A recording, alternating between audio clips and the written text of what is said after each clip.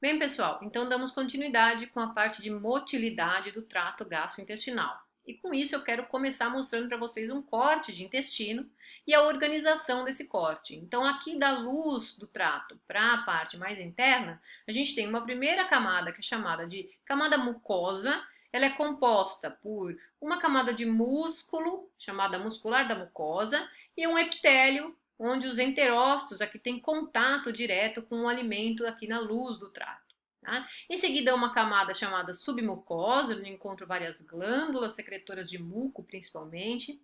Depois, uma camada muscular, separada em dois grandes eixos aqui, uma camada de músculos longitudinal e uma camada de músculo circular, que consegue dar, então, para o intestino a capacidade de propulsão do conteúdo e de quebra do conteúdo, dependendo da contração de cada uma dessas camadas. Entre a camada submucosa e a primeira camada muscular, nós temos uma rede de neurônios, que é o chamado plexo submucoso, e entre as duas camadas musculares, nós temos uma outra rede de neurônios chamado de plexo mioentérico.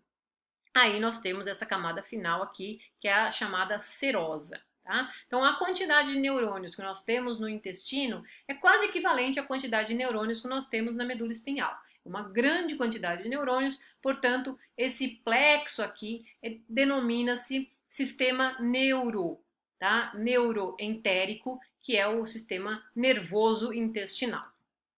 Então, esse sistema neuroentérico aqui, né, a quantidade de neurônios que nós temos, fazem parte do sistema nervoso autônomo simpático e parasimpático. Vários desses neurônios respondem aos comandos simpático e parasimpático. Tá? Então, nós temos a inervação tanto para função motora quanto secretora, a contração de músculo liso, e nós temos toda a movimentação do trato gastrointestinal através da atividade desses neurônios. Então, no caso da inervação simpática, os gânglios estão na região mais próxima da medula espinhal, gânglios para e pré-vertebrais, e aí então neurônios pós-ganglionares chegam até essas áreas de plexo do intestino. No caso da inervação parasimpática, nós temos nervo vago e todo um grupo de nervos mais distais, né, dos plexos esplâncnicos e pélvicos, que chegam aqui fazendo conexão com o neurônio pós-ganglionar, que faz parte desses plexos mioentérico e submucoso. Então, os neurônios pós-ganglionares já estão aqui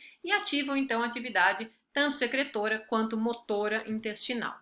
A atividade elétrica, ela tem uma variabilidade dependendo da área do trato gastrointestinal, mas geralmente ela funciona com uma estimulação elétrica seguida de um platô de mais ou menos 10 a 20 milissegundos e retorno ao nível basal, tá? Essas variações aqui de ondas, não necessariamente de contrações, mas de ondas de atividade elétrica, podem gerar contração quando atingem o seu nível mínimo de atividade de potencial de ação. Tá? E aí cada parte do trato tem uma atividade específica. Por exemplo, as ondas lentas na região do estômago acontecem mais ou menos 3 por minuto.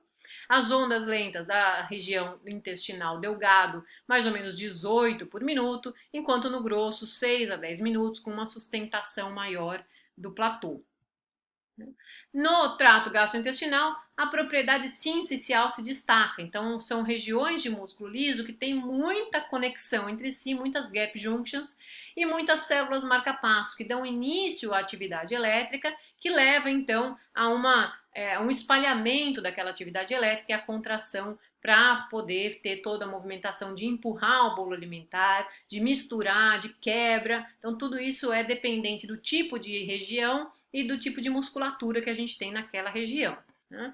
Além disso, a gente tem a atividade simpática, que termina nos plexos lá, submucoso e mioentérico, mas que tem uma principal atividade de inibição motora e secretora. Então, aumenta aí a atividade dos esfíncteres, mas diminui a motilidade intestinal. No caso do parasimpático, principalmente vago e os tratos crânio-sacrais, né, chegam até a região dos plexos, fazendo o aumento da atividade motora e aumento da atividade secretora, com relaxamento geralmente do esfíncter para passar o conteúdo alimentar para frente. Nós temos bastante atividade dos plexos, né, do sistema neuroentérico, sistema nervoso entérico. Esses plexos, eles fazem uma comunicação intrincada entre os neurônios dele mesmo, né? Então nós temos muitos neurônios sensoriais, muitos interneurônios e muitos neurônios motores nessa região que fazem a comunicação do trato com ele mesmo. O que gera uma resposta reflexa bastante interessante no trato gastrointestinal. Então, dessa resposta reflexa, a gente vê o sistema nervoso entérico tendo um controle preciso sobre as atividades, e aí nós temos intestino com o sistema nervoso autônomo simpático com retorno para o intestino. Então, por exemplo, o reflexo gastrocólico, né? O que é o reflexo gastrocólico? Aumento da distensão do estômago, então a parede do estômago distendeu, ele manda sinais para a motilidade colônica. Então, o intestino grosso passa a ter maior atividade. Então, esse tipo de reflexo aqui é bastante conhecido nos bebezinhos, né, que não tem um controle mais elaborado voluntário. Então, ele acaba de comer, o estômago encheu, ele faz cocô, a atividade do reflexo gastrocólico. Reflexo enterogástrico é um reflexo de inibição. Então, aqui, quando eu tenho matéria dentro do intestino delgado e do cólon, existe uma diminuição da atividade do estômago para diminuir esvaziamento gástrico. Reflexo colono-ileal é a mesma coisa, negativo, então chegou no intestino grosso o conteúdo, ele diminui a atividade do delgado para que diminua a dispersão de coisas, né, de matéria digerida para o cólon.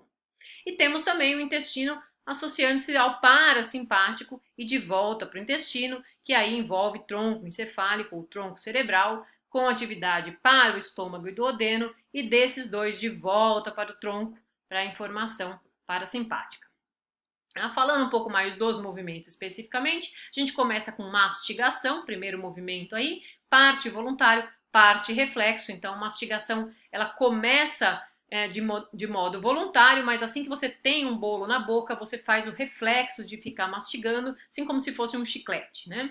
Em seguida começa a deglutição, que também tem parte voluntária e parte reflexa. Então a primeira fase, a fase oral, ela é completamente voluntária, a língua envolve o bolo, força o bolo, e aí ela empurra para trás o bolo, e aí começa a parte da fase faríngea, que é do tronco encefálico, então que é reflexo, em que o palato mole, ele sobe, ocorre relaxamento do esfíncter esofágico superior, início do peristaltismo para empurrar o bolo para baixo no esôfago, e aí inibição reflexa da respiração, passa o bolo para dentro da faringe, e aí a fase esofágica começa, também controlada de forma reflexa pelo tronco encefálico. Então, após o fechamento do esfíncter esofágico superior, a gente tem onda de contração primária, seguida de onda de contração secundária, e o bolo então é empurrado para baixo.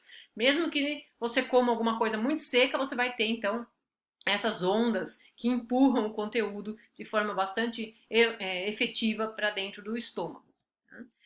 Chegando no estômago, o conteúdo, então, posso passar por toda essa fase aqui de onda peristáltica, existe a abertura aqui do segundo esfíncter esofágico inferior, que tenta evitar a chegada de ar no estômago e evita também refluxo de conteúdo do estômago para o esôfago, já que não tem uma proteção efetiva do esôfago, e o estômago tem conteúdo extremamente ácido.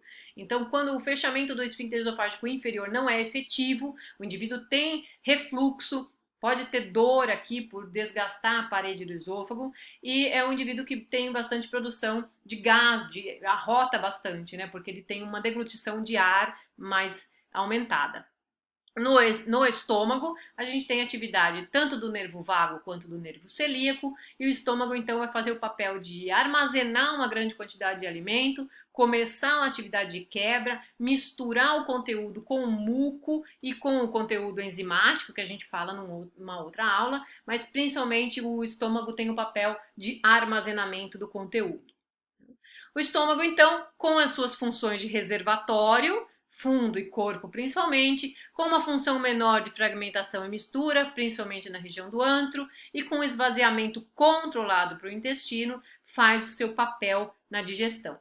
No estômago a gente encontra alguns movimentos já. Que movimentos são esses? A mistura do suco gástrico, ácido, com o conteúdo que chegou, a quebra mecânica, principalmente na região aqui do antro, né? E a propulsão devagarinho do conteúdo mais quebradinho para dentro do intestino para ocorrer a digestão efetiva e a absorção. Além disso, as contrações de fome também bastante conhecidas, né? No estômago, então, a gente tem a bomba pilórica, nessa região entre o antro e o início do intestino, o piloro, ela é chamada de bomba pilórica por causa das grandes quantidades de atividade peristáltica desta região. Então, para aumentar a atividade, os fatores estomacais são bastante presentes, então aumentou o volume do estômago, aumentou o estiramento da parede, aumenta a atividade da bomba pilórica. Nós temos também um outro fator que estimula a atividade da bomba pilórica, que é um hormônio chamado gastrina, produzido pela parede do próprio estômago.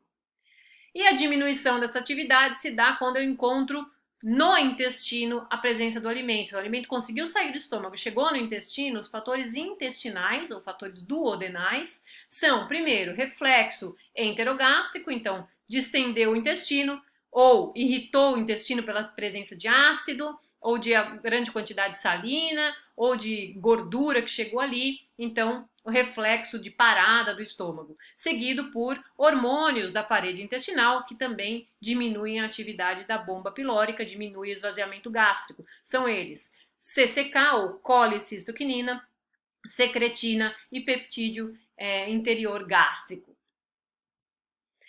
Uma atividade reflexa bastante interessante aqui é o vômito, né? Então, no caso do vômito, a gente tem essa atividade de peristalse inversa acontecendo e ela é precedida por alguns tipos de reflexo. Então, náusea, aumento de batimento cardíaco, tontura, ânsia, estão relacionados a forçar o conteúdo que está no estômago e até muitas vezes já no intestino, né? Pode começar essas peristalses reversas no intestino e empurrar, tipo, varrendo o trato gastrointestinal de forma reversa para eliminação desse conteúdo, né? O reflexo do vômito ele é coordenado por uma região do tronco encefálico chamada centro do vômito. E outros elementos, não só o conteúdo estomacal, pode estimular esse reflexo. Então, por exemplo, lesão geniturinária ou dor muito intensa, labirintite, pode estimular esse centro do vômito, que faz o indivíduo ter toda a onda peristáltica reversa com a varredura toda, né, do trato gastrointestinal superior, e relaxamento aí de esfíncteres esofágicos para expulsão do conteúdo.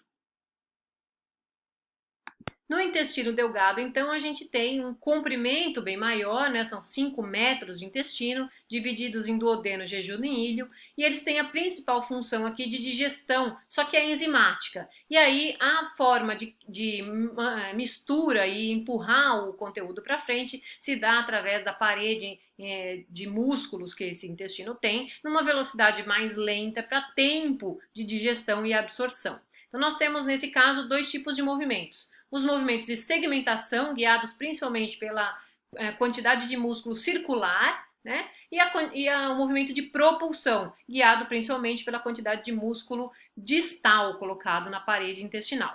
Então, isso aqui é controlado pelo sistema nervoso entérico, mas é influenciado pelo sistema nervoso autônomo, simpático, parasimpático, e por uma grande quantidade de hormônios, dentre eles gastrina, insulina, secretina e glucagon.